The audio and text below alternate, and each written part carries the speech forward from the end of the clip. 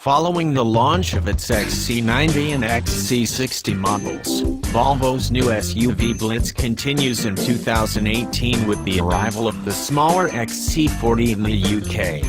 Auto Express got early access to a pre-production prototype to put the baby XC through its paces against two of its closest rivals, the BMW X1 and Audi Q3. This class is one of the most hotly contested in the market, but Volvo has formed because its 7-seat XC90 SUV is a past winner of our Car of the Year crown back in 2015, while the mid-size XC60 took the Best Premium SUV title at our annual New Car Awards last year. So can this smaller XC40 complete a trick for the Swedish brand? The D4R design model we're testing pitches the Volvo squarely in the firing line of BMW's X1's Drive 20D in M Sport trim.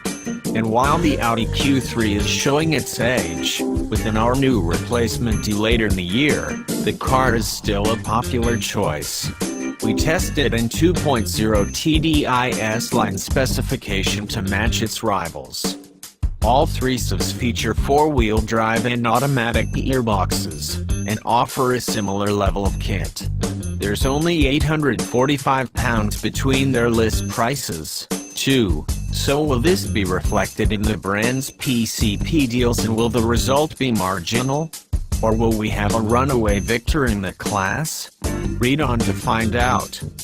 Volvo might be a little late to the compact premium SUV party, trailing its two German rivals here by more than half a decade, but it's on a roll with its 4x4 lineup. So can this smaller XC40 tested here in £34,655 D4 R design trim maintain the momentum? This R design model feels firm on typically torn UK roads. The chassis deals with more flowing undulations well, but sharper bumps shock the chassis, whereas the X1 smothers imperfections a little more adeptly.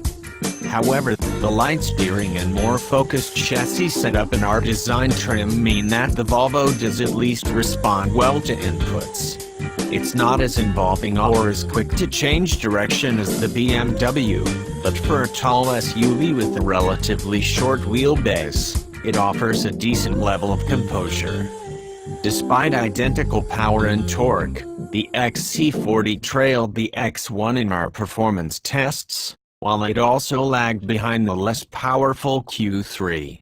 The deficit to the BMW in the sprint from 0-60 mph was 0.6. It took 8.2 seconds. Part of that is down to the Volvo's more sluggish transmission, which is slower to change, but at least the box is smooth when cruising. Yet it's also due to the heavier, 1,698 kilograms curb weight. The combination meant that the XC40's in-gear acceleration wasn't as quick as its rivals, but it wasn't desperately slow, either, taking 6.0 seconds between 50 and 70 miles per hour in fifth gear, which was just 0.3 behind the Audi. Given the Volvo turns lower revs at 70 miles per hour, it's no surprise. This helps motorway refinement, although put your foot downtown and the D4 engine does drone. It's not a leader in any one area dynamically, but the XC40 is a good all-rounder that's competent in the areas where you want it. Testers notes, unlike on the X1 and Q3, adaptive dampers are not an option on the XC40.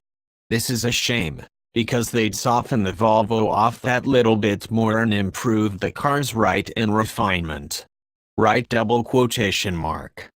The Audi Q3 has been an incredibly successful product and captured the essence of what a small, premium SUV should be when it launched in 2011. However, 6 years on, is this still true of the £35,500 2.0 TDI Quattro 184 S-Tronic S-Line Edition model that we're testing here? There's no ignoring the Q3's age, because even on the move it feels dated.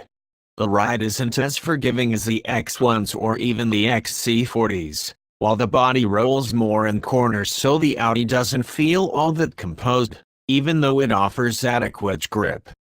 There is plenty of traction, though, thanks to the firm's famous Quattro all-wheel drive system.